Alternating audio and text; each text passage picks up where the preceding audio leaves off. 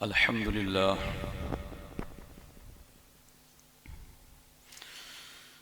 لله نحمده ونستعينه ونستغفره ونؤمن به ونتوكل عليه ونعوذ بالله من شرور أنفسنا ومن سيئات أعمالنا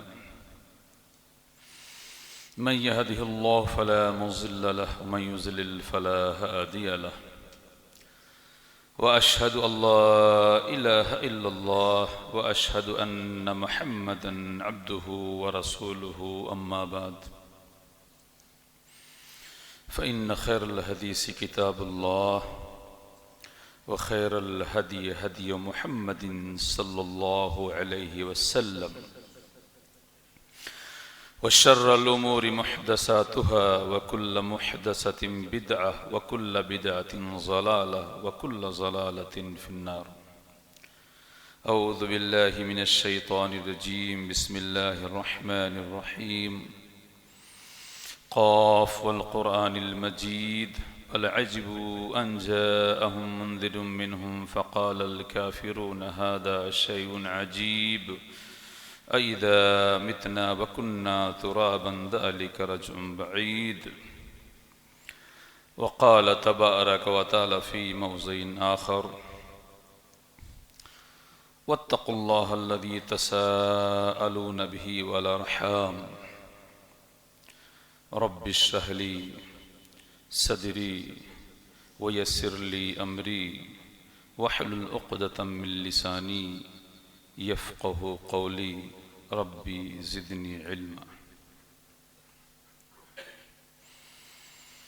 اللہ جو ہمارا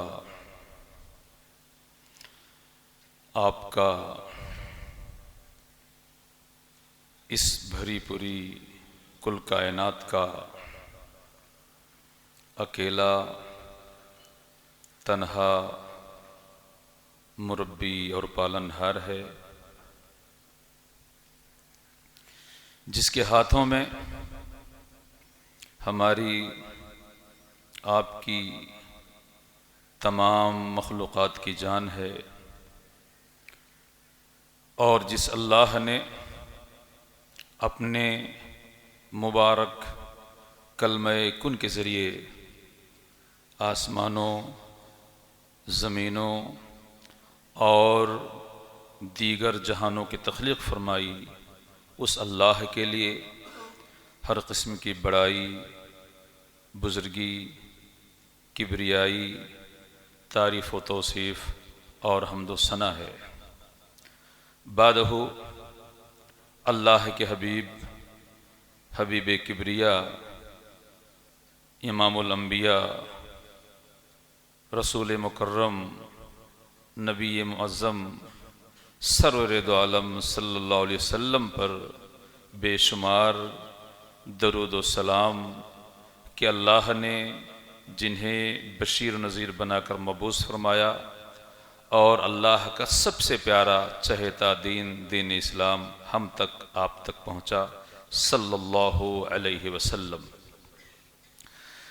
حاضرین گرامی قدر، آج کے اس خطبہ جمعہ میں آپ کے سامنے دو چھوٹے چھوٹے لفظوں کا ایک عنوان ہے صلہ رحمی۔ اگر اللہ کی مدد، اس کی توفیق شامل حال رہی تو اسی صلہ رحمی کے موضوع پر، اسی عنوان پر انشاءاللہ آج کے اس خطبہ جمعہ میں گفتگو کروں گا، اور صلہ رحمی کے بابت، اس کے اہمیت کے تعلق سے، اس کی افادیت کے تعلق سے، اسلام میں اس کا مقام کیا ہے، اس بابت اسلام نے تعلیمات کیا دی ہیں، انشاءاللہ انہی باتوں کا آپ کے سامنے ذکر کیا جائے گا۔ صلہ رحمی دو چھوٹے چھوٹے لفظ، جیسے میں نے کہا صلہ اور رحمی، یہ دو چھوٹے چھوٹے لفظ ہیں، چونکہ یہ عربی لفظ ہیں اس لیے میں اس کا ترجمہ کر کے انشاءاللہ بات کو آگے بڑھاؤں گا۔ صلہ معنی ہوتا ہے جوڑنے کے، صلہ معنی ہوتا ہے جوڑنے کے، اور رحم کے معنی ہوتا ہے رشتہ داری۔ حدیث میں ہے اللہ نے کہا کہ میں رحمان ہوں، میں رحیم ہوں. اللہ کا نام رحمان ہے، اللہ کا نام رحیم ہے. اعوذ باللہ من الشیطان الرجیم، بسم اللہ الرحمن الرحیم. ہم ہمہ وقت اکثر اوقات میں اللہ کے ان دو مبارک ناموں کا ذکر کرتے رہتے ہیں. اللہ رحمان ہے، اللہ رحیم ہے. اللہ بڑی رحمتوں والا ہے، نہایت مہربان ہے. اس کا معنی یہ ہوتا ہے، حدیث میں ہے، نبی نے فرمایا کہ میں رحمان ہوں، میں رحیم ہوں، اور میں نے اپنے نام سے، اسی رحمان سے، اسی رحیم سے میں نے رشتہ داری کو پیدا کیا ہے، اس کو نکالا ہے. رحم، را ہا میم، یہ جو رحم ہے، اللہ کے نبی نے کی حدیث ہے کہ اللہ کہتا ہے کہ میں نے، میرا نام رحمان ہے، میرا نام رحیم ہے، اور اسی رحمان الرحیم سے میں نے رحم کو، رشتہ داری کو نکالا ہے. میرے دوستو، اس کائنات، یہ بات ہر انسان کو یاد رکھنی چاہیے کہ اس کائنات کی تمام چیزیں اللہ کے سوا سب مخلوق ہیں. وہ مرئی ہوں، ہم اسے دیکھ پائیں، غیر مرئی ہوں، ہم اسے نہ دیکھ پائیں، محسوسات میں ان کا شمار ہو، ہم اسے محسوس کر پائیں یا نہ محسوس کر پائیں، تمام کی تمام چیزیں مخلوق ہیں. یہ ہمارے دلوں میں جو محبت ہوتی ہے کسی کے لیے، وہ بھی مخلوق ہے. یا ہم اگر کسی سے نفرت کرتے ہیں، کسی سے نفرت کرتے ہیں، ہمارے دلوں میں کسی کے لیے کدورت ہے، غصہ ہے، میرے دوستو ناراضگی ہے، یہ احساس، غصے کا احساس، نفرت کا احساس، کسی کو ناپسند کرنے کا احساس یا کسی سے محبت کرنے کا احساس، جتنی چیزیں اس کائنات میں ہیں وہ محسوس ہوں نہ محسوس ہوں، ہم اسے دیکھیں نہ دیکھیں، جتنی چیزیں اس دنیا میں ہیں، تمام کی تمام چیزیں اللہ کے سوا، اللہ خالق ہے اور سب کے سب چیزیں مخلوق ہیں. اسی لیے حدیثوں میں ہے کہ جب اللہ نے آسمانوں زمینوں کو پیدا کیا، ساتوں زمین پیدا کیے، ساتوں آسمان پیدا کیے، اور آسمان و زمین کی تخلیق کے بعد، تمام چیزوں کو پیدا کرنے کے بعد، اللہ جب اپنے عرش کے ساتھ ساتوں آسمانوں کی بلندی پر مستوی ہوا، تو اللہ کا جو عرش ہے اس کے پائے ہیں. اللہ کا جو عرش ہے، جس عرش پر اللہ مستوی ہے، اس کے پائے ہیں، پلر ہیں، اور فرشتے اللہ کے عرش کو اٹھائے ہوئے ہیں. حدیثوں میں ہے کہ جب اللہ نے آسمانوں کو، زمینوں کو پیدا کیا، تمام کی تمام مخلوقات کو پیدا کیا، اور آسمانوں کی بلندی پر اپنے عرش پر مستوی ہو گیا، تو اس رحم نے، رشتہ داری نے اللہ کے عرش کے ایک کھمبے کو پکڑ لیا. کیا کر لیا؟ اللہ کے عرش کے کھمبے کو پکڑ لیا. اللہ نے اس سے جب سوال کیا تو اس رحم نے کہا، وہ رحم گویا ہوئی، اس رحم کو اللہ نے زبان دیا، اس رحم نے اللہ سے کہا کہ اللہ یہ اتنی مبارک بابرکت جگہ ہے، یا ایسی جگہ ہے جس جگہ پر رشتہ داریوں کو توڑنے سے تیری پناہ طلب کی جاتی ہے، رشتہ داریوں کو ختم کرنے سے تیری پناہ طلب کی جاتی ہے. تب اللہ نے اسے ایک آشواسن دیا، اس سے ایک وعدہ کیا، اس سے ایک بات کہی کہ سن اے رشتہ داری، سن، جو تجھے جوڑے گا میں اس سے جڑ جاؤں گا، میں اسے جوڑوں گا. اللہ نے کیا کہا؟ اللہ نے رشتہ داری کو، جو آج ہماری زندگی میں، ہمارے نگاہوں میں نظر نہیں آتی ہے، ایک بولنے والا لفظ ہے رشتہ داری، لیکن اس کی اپنی معنویت ہے، اس کا اپنا ایک وجود ہے، اس کا اپنا ایک مقام ہے، اور اللہ نے اس کے وجود کو ہمارے اور آپ کے سامنے رکھا کہ اللہ نے اس سے وعدہ کیا، اس سے کہا کہ سن، جو تجھے جوڑے گا میں اسے جوڑوں گا. کیا معنی؟ جو رشتہ داریوں کو جوڑے گا اس کا رشتہ اللہ سے جڑ جائے گا، اللہ کی رحمتوں سے جڑے گا، اللہ کی برکتوں سے جڑے گا، اللہ سے اس کا تعلق مضبوط ہوگا، اللہ کی اسے محبت ملے گی، اللہ کی اسے عنایت ملے گی، اللہ کی رحمت ملے گی. اور جو رشتہ داری کو توڑے گا، اللہ نے کہا، اور اللہ سے بہتر بات کسی کی ہو سکتی ہے؟ اللہ نے قرآن میں کہا کہ کون ہے جس کی بات اللہ سے بہتر بدتر ہو، اور کون ہے جو اللہ سے زیادہ سچا ہو؟ اسی اللہ کی بات ہے۔ اسی اللہ نے کہا کہ اے رشتہ داری سن، جو تیرے تسلی کی بات یہ ہے کہ جو تجھے جوڑے گا میں اسے جوڑوں گا، جو تجھے توڑے گا میں اسے توڑوں گا۔ میرے دوستو، اس طرح کی احادیث کئی اور شکلوں میں احادیث کی کتابوں میں آپ کو ملیں گی۔ تو صلہ معنی ہوتا ہے جوڑنے کے، اور رحم معنی ہوتا ہے رشتہ داری، یعنی رشتہ داریوں کو جوڑنا، رشتہ داریوں کو مضبوط بنانا، رشتہ داریوں میں کوئی پیچیدگی آئے تو اس کو ختم کرنا۔ اور میرے دوستو، یہ بتانے کی ضرورت نہیں ہے کہ رشتہ داری کس کو کہا جاتا ہے۔ باپ کے نسبت سے جو رشتے ہوں، دادا، پردادا، چاچا، اسی طرح تایا، چاچا زاد، یہ جو رشتے باپ کی طرف سے ہوتے ہیں، جو رشتے ماں کی طرف سے ہوتے ہیں، ماں ہوتی ہے، نانی ہوتی ہے، خالہ ہوتی ہے، کئی خالائیں ہوتی ہیں، ماموں ہوتے ہیں، ماموں زاد ہوتے ہیں، خالہ زاد ہوتے ہیں، اسی طرح رشتہ بڑھتا جاتا ہے۔ اور ایک تیسرا رشتہ جو جوانی میں انسان کو ملتا ہے، سسرالی رشتہ۔ میرے دوستو، ان تمام رشتوں کے مجموعے کو کیا کہا جاتا ہے؟ رشتہ کہا جاتا ہے۔ ان کو اسلام نے جوڑنے کا حکم دیا ہے، ان کو اسلام نے جوڑنے کا حکم دیا ہے۔ میرے دوستو، ایک حدیث ہے، یہ حدیث اس لیے آج کے زمانے میں اس بھاگتی دوڑتی زندگی میں میرے دوستو اس کی معنویت بڑھ جاتی ہے کہ آج یہ ہر انسان کی ضرورت ہے، ہر انسان کی طلب ہے، ہر انسان دل میں اس بات کی آرزو رکھتا ہے کہ اللہ تعالیٰ اسے مال کی فراوانی دے۔ حدیث میں ہے کہ جسے اس بات کی خواہش ہو، من احبا، جو اس بات کو پسند کرے، جس کی یہ خواہش ہو کہ اللہ تعالیٰ اس کے مال میں، اس کے رزق میں اسے برکت دے، اور اس کی عمر میں برکت دے۔ کس میں برکت دے؟ دو چیزوں میں۔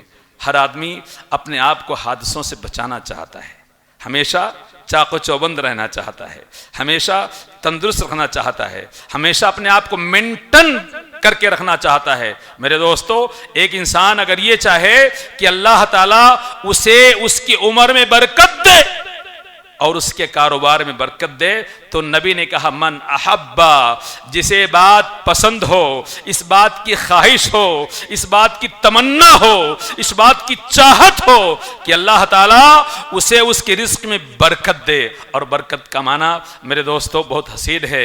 ایک آدمی کماتا ہے، لاکھوں کماتا ہے، لیکن ایکسیڈنٹ ہو گیا، لاکھوں خرچ ہو گئے، بیوی بیمار ہو گئی، لاکھوں خرچ ہو گئے، بچہ بیمار ہو گیا، لاکھوں خرچ ہو گئے۔ آدمی جتنا کماتا ہے سب کے سب ختم ہو جاتے ہیں، دوسروں سے قرض بھی لیتا ہے۔ میرے دوستو، یہ دولت میں، کاروبار میں برکت نہیں ہے۔ برکت یہ ہے کہ آدمی تھوڑا کمائے لیکن پس انداز کرے، بچائے، جب بھی ضرورت ہو اس کے ہاں 10-20 ہزار، 25 ہزار، 50 ہزار، لاکھوں روپے اس کے گھر میں محفوظ ہوں۔ میرے دوستو، برکت اس کو کہا جاتا ہے۔ اور عمروں میں برکت کا معنی یہ ہے کہ ضروری نہیں کہ آدمی 90 سال جیے، ضروری یہ نہیں ہے آدمی 50 سال جیے، 60 سال جیے، تندرستی کے ساتھ جیے، اچھائی کے ساتھ جیے، صحت مندی کے ساتھ جیے، اسے کوئی دقت نہ ہو، کوئی تکلیف نہ ہو۔ میرے دوستو، اس کو برکت کہا جاتا ہے۔ ورنہ کتنے ایسے لوگ ہوتے ہیں سالوں سال بستر مر پڑے رہتے ہیں، اسپتالوں میں پڑے رہتے ہیں، گھر والے ان کی خدمت کر کے، ان کی دیکھ ریکھ کر کے، ان کی دوا علاج کر کے میرے دوستو تنگ آ جاتے ہیں، اور اس کے مرنے کی دل میں تمنا کرتے ہیں۔ تو نبی نے فرمایا کہ اگر کسی انسان کی یہ خواہش ہو، کہ سب کی خواہش ہوتی ہے، مال ہو کہ مال سے آج پوری زندگی انسان کی روشن ہوتی ہے، گھر مال سے بنتا ہے، بچوں کی پڑھائی مال سے ہوتی ہے، شادی بیاہ مال سے ہوتی ہے، اسی طرح انسان جو کھاتا پیتا ہے وہ سب اسی مال کے مظاہر ہیں۔ تو نبی نے فرمایا کہ اگر کوئی انسان اس بات کا خواہش مند ہو کہ اللہ تعالیٰ اسے اس کے رزق میں، کاروبار میں برکت دے اور اس کی عمر میں برکت دے، تو اسے کیا کرنا چاہیے؟ نبی نے فرمایا فل یسل رحمہ، تو اسے چاہیے کہ رشتہ داریوں کو جوڑے، رشتہ داریوں کو مضبوط کرے، رشتہ داروں کو اپنے سے قریب کرے۔ اور اس کے برعکس حدیث میں ہے لا يدخل جنت قاطع رحم، کہ اللہ کی جو جنت ہے اس جنت میں رشتوں کو توڑنے والا داخل نہیں ہوگا۔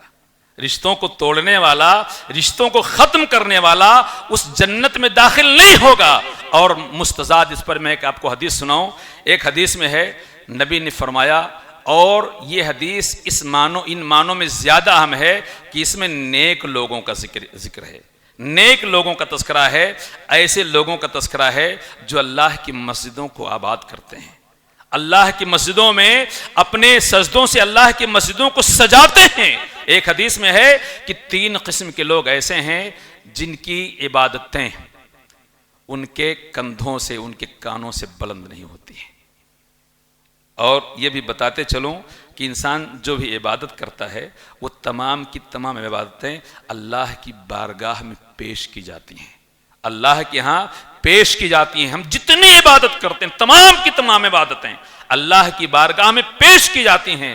حدیث میں ہے 3 قسم کے لوگ ایسے ہیں کہ اللہ تعالیٰ ان کی عبادتوں کو، جب بلند ہونے کی بات ہوتی ہے تو ان کی عبادتیں ان کے کندھے تک، ان کے کان کے لو تک آ کر رک جاتی ہیں۔ ایک ایسا امام جس کی امامت سے، جس کے چال چلن سے اس کے مقتدی ناراض ہوں، اس کو پسند نہ کریں، امام اچھا نہ ہو، اس کے اندر کچھ ایسے اخلاقی قباحتیں ہوں، کوئی ایسی دقت ہو کہ جس کی، یا اس کا رویہ اچھا نہ ہو، اس کا اخلاق اچھا نہ ہو، اس کا بیوہار اچھا نہ ہو، اس کے بولنے کا طریقہ اچھا نہ ہو، اس کے مقتدی اس سے خوش نہ ہو، اس سے ناراض ہوں، ایسے امام کی بھی عبادت جب تک کہ وہ اپنے آپ میں تبدیلی نہ لے آئے، اس کی عبادت اس کے کندھے کے لو سے بلند نہیں ہوتی ہے۔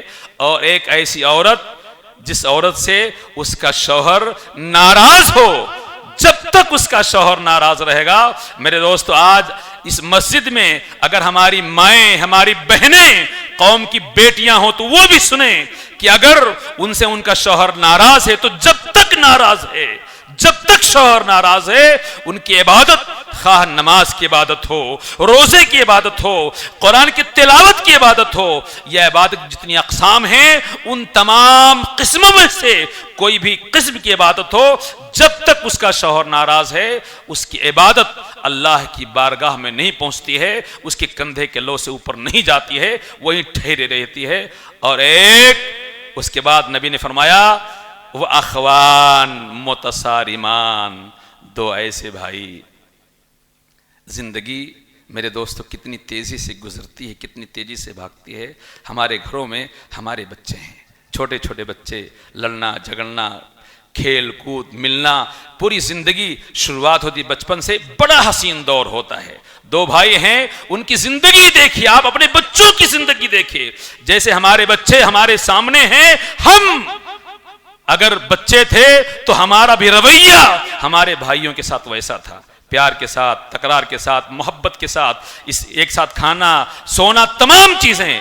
لیکن جوانی میں پہنچے، کسی وجہ سے اختلاف ہو گیا، پراپرٹی کو لے کر، کسی نقطے کو لے کر، اور یہ اختلاف، یہ ناراضگی اتنی شدید ہوئی کہ میرے دوستو ایک ایسا منظر ہمارے سامنے آتا ہے، ایک ایسا منظر ہمارے سامنے آتا ہے، اور اس منظر کا مشاہدہ ہم میں سے اکثر لوگوں نے کیا ہوگا۔ ایک راستہ ہے ہمارے بھائی سے ہماری ناچاقی ہے، کسی بھی مدعے کو لے کر، کاروبار کو، جائیداد کو، پراپرٹی کو، یا کسی اور چیز کو لے کر۔ میرے دوستو یہ نفرت اتنی، اس کی کھائی اتنی گہری ہو جاتی ہے کہ ایک بھائی ادھر سے آتا ہے، ایک بھائی ادھر سے جاتا ہے، دور سے نگاہ پڑ گئی نگاہ کہ سامنے گلی میں میرا بھائی ہے، لیکن آمنا سامنا نہ ہو، نگاہوں کا تبادلہ نہ ہو، دعا سلام نہ ہو۔ اس سے بچنے کے لیے ایک نے منہ ادھر گھما لیا، دوسرے نے منہ ادھر گھما لیا۔ سوچئے 2 بھائی ہیں، ایک باپ کے، ایک ماں کے، ایک ہی ماں کا دودھ پیا ہوا رشتہ ہے، لیکن اتنی کدورت، اتنی دشمنی، اور دشمنی کی خلیج اتنی گہری ہو جاتی ہے کہ وہی 2 بھائی جو بچپن میں ایک ساتھ رہے، یہ دشمنی اتنے شباب پر، اپنے عروج پر پہنچتی ہے کہ صرف نگاہیں نہ ملیں اور ایک دوسرے کو دیکھنا نہ پڑے۔ میرے دوستو ایک نگاہ ادھر گھما لیتا ہے، ایک نگاہ ادھر گھما لیتا ہے۔ ایسے منظر ہم نے دیکھے کہ نہیں دیکھے؟ ہم نے دیکھے ہیں، آپ نے بھی دیکھا ہوگا۔ نبی نے فرمایا وہ اخوان متصارمان، تیسرا دو ایسے بھائی ہیں ان کی بھی عبادت اللہ ان کے کندھوں سے بلند نہیں ہونے دیتا ہے. ایسے بھائی جن کا آپس میں تعلق ٹوٹا ہوا ہے، دلوں میں کینہ ہے، دلوں میں بغض ہے، دلوں میں دشمنی ہے، دلوں میں نفرت ہے، وہ ادھر سے گزر جاتا ہے، وہ ادھر سے گزر جاتا ہے، وہ اس سے معترض ہو جاتا ہے، وہ اس سے اعراض کر جاتا ہے. میرے دوستو، ان رشتہ داریوں کی کا اتنا مہتو ہے، اور اس کو سمجھنے کے لیے میں آپ کو بتاؤں، ایک حدیث میں ہے. آج ہم رشتہ داریاں کیوں توڑتے ہیں؟ ہمارے ایک پیمانہ ہے کہ ہم آپ کے ہاں آئیں تب آپ ہمارے ہاں آتے ہو، یا وہ ہمارے ہاں آتا ہے تب ہم اس کے ہاں جاتے ہیں. شادیوں میں کیا ہوتا ہے؟ شادیوں میں آدمی اگر اتفاق سے آپ نے کسی کو کنکوتری دعوت نامہ بھجوا دیا، آپ کا کوئی بھائی بامبے رہتا ہے، دہلی رہتا ہے، احمد آباد رہتا ہے، کہیں اور رہتا ہے، آپ نے اس کو کنکوتری بھجوایا، یا بدقسمتی سے آپ کے ہاں کوئی پرسنگ ہے، کوئی پروگرام ہے، شادی ہے، کوئی اور معاملہ ہے، آپ اس کو دعوت دینا بھول گئے. اب وہ سامنے والا آپ کا تایا زاد ہے، خالہ زاد ہے، مامو زاد ہے، پھوپھی زاد ہے، آپ کا سگا بھائی ہے. میرے دوستو، دل میں اس نقطے کو بند کر لیتا ہے کہ اب 2 سال بعد، 4 سال بعد اس کے ہاں جب شادی ہوتی ہے تو وہ بھی آپ کو دعوت نہیں دیتا ہے. کیا سوچ کر؟ اس کے ہاں شادی تھی، اس کے ہاں بیاہ تھا، اس کے ہاں یہ معاملہ تھا، اور اس نے ہم کو دعوت نہیں دی تھی، اس لیے وہ آپ کو دعوت نہیں دیتا ہے. ایک تو یہ اینگل ہو گیا. کبھی کیا ہوتا ہے، کسی مدعے کو لے کر ایک بھائی کسی بھائی کے ہاں دعوت نامہ بھجوا دیتا ہے. ایک ایسا بھائی جو روٹھا ہوا بھائی ہے، اس کے ہاں دعوت نامہ پہل کرتا ہے، دعوت نامہ بھجوا دیتا ہے، لیکن وہ بھائی اس دعوت نامے کو رد کر دیتا ہے، قبول نہیں کرتا ہے. اب کیا کرتا ہے، بعد میں کبھی موقع آتا ہے، جس نے آج رد کیا تھا اس کے ہاں دعوت نامہ بھیجتا ہے، وہ بھی اس کو رد کر دیتا ہے. میرے دوستو، حدیث میں ہے کہ لیس الواصل بالمکافی، رشتہ داری برابری کا نام نہیں ہے. آپ ہمارے ہاں آؤ تب میں آپ کے آؤں، یا میں آپ کے ہاں جاؤں تب ہمارے ہاں آپ آؤ، اس کا نام رشتہ داری نہیں ہے. برابری کا معاملہ ہو، میں آپ کو ہدیہ دوں تب آپ مجھے ہدیہ دو، میں آپ کو کھانا کھلاؤں تب آپ مجھے کھانا کھلاؤ، میں آپ کو دعوت دوں تب آپ مجھے دعوت دو، میں آپ کے ہاں آنا جانا جاری رکھوں تب آپ میرے ہاں آنا جانا جاری رکھو. میرے دوستو، اس کو رشتہ داری کا نام نہیں دیا گیا ہے. حدیث میں ہے لیس الواصل بالمکافی، کہ رشتہ داریوں کا معنی یہ نہیں کہ جب برابری کا معاملہ ہو تب آپ رشتہ داری نبھاؤ. یہ رشتہ داری کا طریقہ نہیں ہے، یا رشتہ داری اسے نہیں کہتے ہیں. رشتہ داری کسے کہتے ہیں؟ وَلَكِنَّ الْوَاصِلِ، لیکن رشتہ داری تو یہ ہے اِذَا قُطِعَتْ رَحِمَهُ وَصَلَحَ، کہ جب سامنے والا آپ سے رشتہ توڑے آپ اسے جوڑ، اس کو رشتہ داری کہا جاتا ہے. اور ایسا ایک واقعہ پیش ہوا. ایک صحابی اللہ کے رسول اس طرح کی تلقین کیا کرتے تھے، سمجھایا کرتے تھے، نیکیوں پر ابھارا کرتے تھے، رشتوں کو مضبوط کرنے کے طریقے سکھایا کرتے تھے. یہ تمام باتیں ہوتی ہیں. ایک آدمی اٹھ کھڑا ہوتا ہے، کہتا ہے اللہ کے رسول میرے لیے تو عجیب معاملہ ہے. آپ نے پوچھا کیا ہے؟ کہا میرے رشتہ دار ایسے ہیں کہ میں اگر ان کے ساتھ احسان کرتا ہوں تو میرے ساتھ الٹا کرتے ہیں، میں ان کے طرف 1 قدم جاتا ہوں تو 2 قدم بھاگتے ہیں، میں ان کے ساتھ سخاوت اور فیاضی کا معاملہ کرتا ہوں اس کے بھی برعکس کرتے ہیں. آپ نے فرمایا اگر ایسا ہے کہ تم اپنے رشتہ داروں کی طرف جاتے ہو اس کے وہ وپریت معاملہ کرتے ہیں، برعکس کرتے ہیں، تو جب تک تمہارا یہ رویہ رہے گا تب تک تمہارے ساتھ اللہ کی طرف سے ایک فرشتہ تمہارا مددگار بن کر رہے گا، اور ان کے چہروں پر پتھر پڑتے رہیں گے، دھول پڑتے رہیں گے. یہ معاملہ ہے. میں آپ کو ایک واقعہ بتاؤں، اس سے بھی رشتہ داری کی اہمیت کیا ہے، اس کو کیسے بچا کر سنبھال کر رکھنا چاہیے، اور غلط فہمیوں کے باوجود بھی رشتہ داریوں کے یہ رشتوں کو مدھم نہیں ہونا دینا چاہیے. میں ایک واقعہ آپ کے سامنے رکھتا ہوں، اور یہ واقعہ میرے دوستو اس معنی میں بہت اہم ہے کہ اس کا ایک تعلق اللہ کے رسول کی ذات سے ہے. اس واقعے کا ایک تعلق اللہ کے رسول کی ذات سے، فدا ہو بی امی، اور ایک تعلق آپ کی سب سے چہیتی بیوی مائی عائشہ صدیقہ رضی اللہ تعالی عنہا سے ہے. اور ایک تعلق اس امت کے سب سے بہتر انسان، نبیوں کے بعد اس کائنات کے سب سے بہتر انسان یار غار ابو بکر صدیق رضی اللہ تعالیٰ عنہ سے ہے۔ واقع افس کے تعلق سے ہے۔ ایک صحابی مستح ابن اساسہ بدری صحابی ہیں، اور بدری صحابہ کا اپنا ایک مقام ہے، ایک مرتبہ ہے، ان کے اپنے فضائل ہیں، ان کا اپنا ایک درجہ ہے۔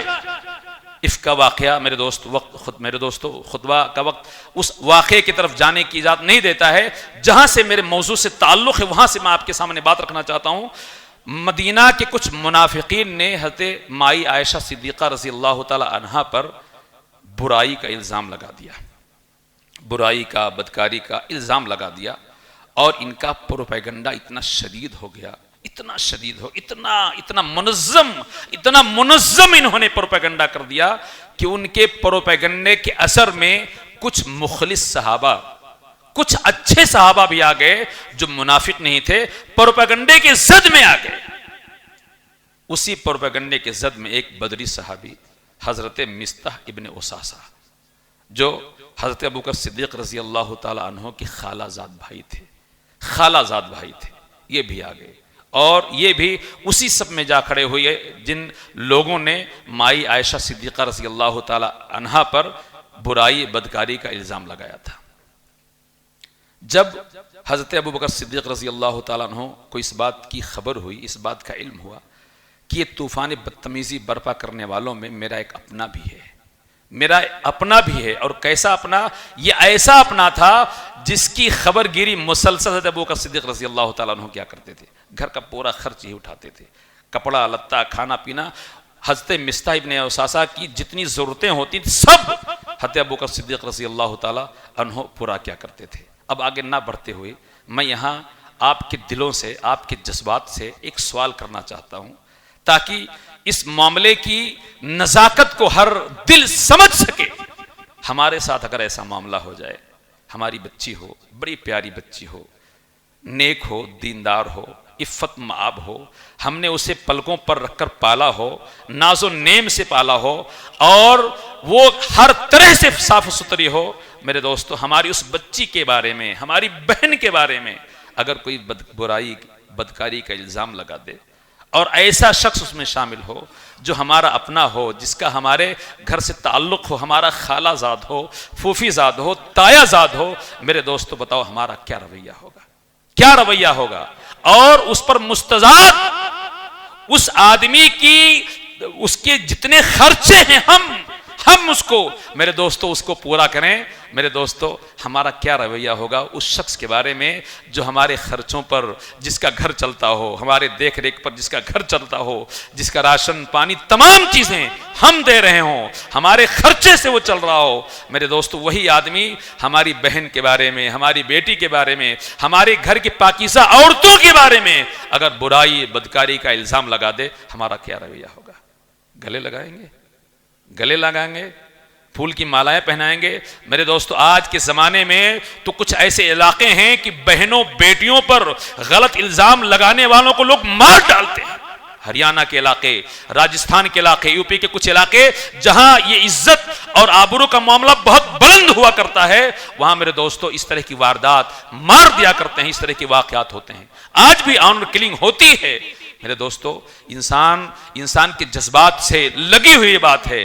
حضرت ابوبکر صدیق رضی اللہ تعالی عنہ نے جب یہ سنا کہ میری بچی پر الزام لگانے والوں میں میرا ایک اپنا بھی ہے، میرا خالہ زاد بھائی بھی ہے، مستح ابن اساسہ، انہوں نے فوراً قسم کھا لی، اللہ کے نام کی قسم کھائی کہ اللہ کی قسم آج کے بعد سے مستح پر میں جتنا خرچ کرتا تھا سب بند۔ میرے دوستو یہ غصہ جائز تھا، ناجائز نہیں تھا، لیکن اس جائز غصے میں ایک عمل ایسا کیا گیا جو اللہ کو پسند نہیں تھا۔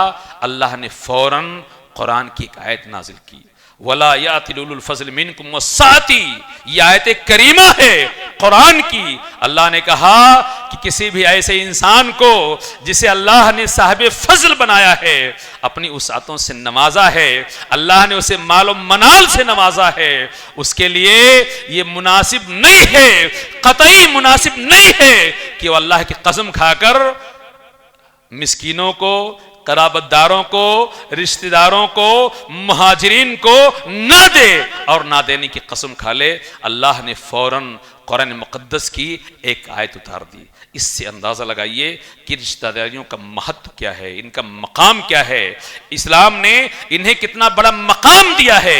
حالات کتنے ہی دگرگوں کیوں نہ ہو جائیں، کتنے ہی خراب کیوں نہ ہو جائیں، میرے دوستو، انسان کو رشتہ داریوں کو جوڑنا چاہیے۔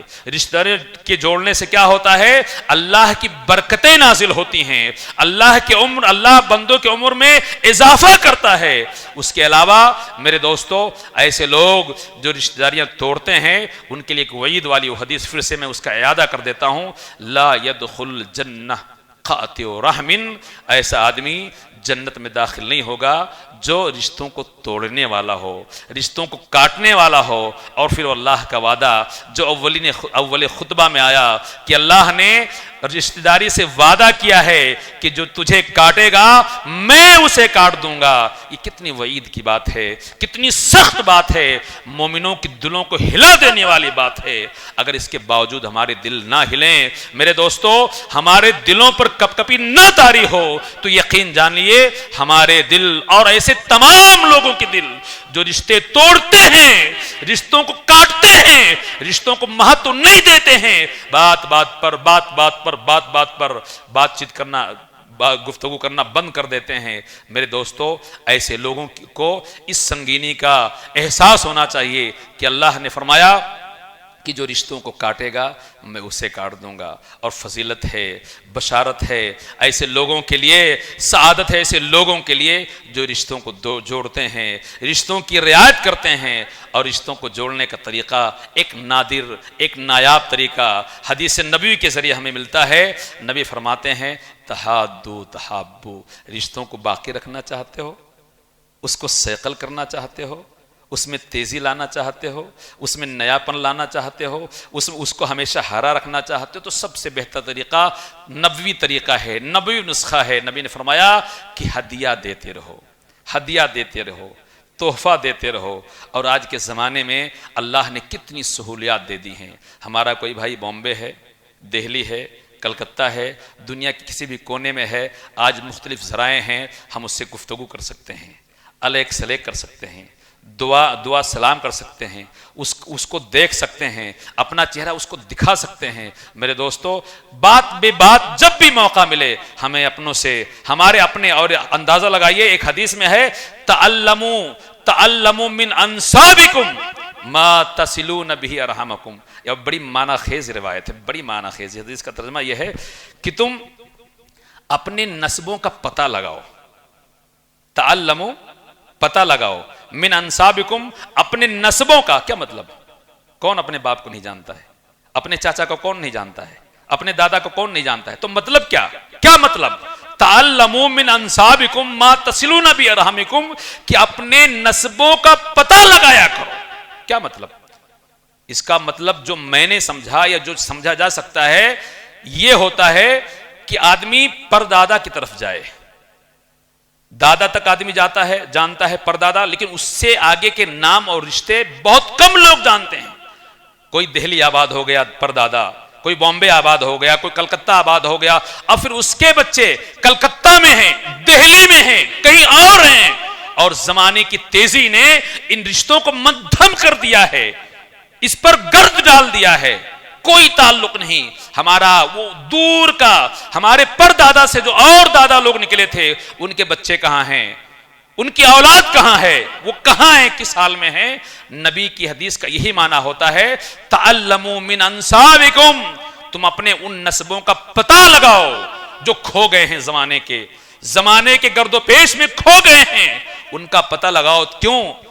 تاکہ تم ان کے ساتھ صلہ رحمی کر سکو، صلہ رحمی کر سکو، اپنی خوشیوں میں اپنے غموں میں ان کو بلا سکو۔